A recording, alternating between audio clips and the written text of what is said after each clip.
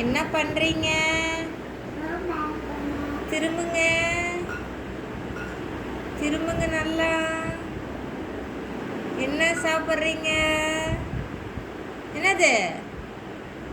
என்ன மயில? என்ன சாப்பிட்றீங்க? ஆ, பேர் என்ன? ஆ, என்ன சாப்பிட்றீங்க? காமிங்க, இங்க திரும்ப. டேய், சக்கரை சாப்பிட்றியா? அடி விழுகும். எப்படி விழுகும்?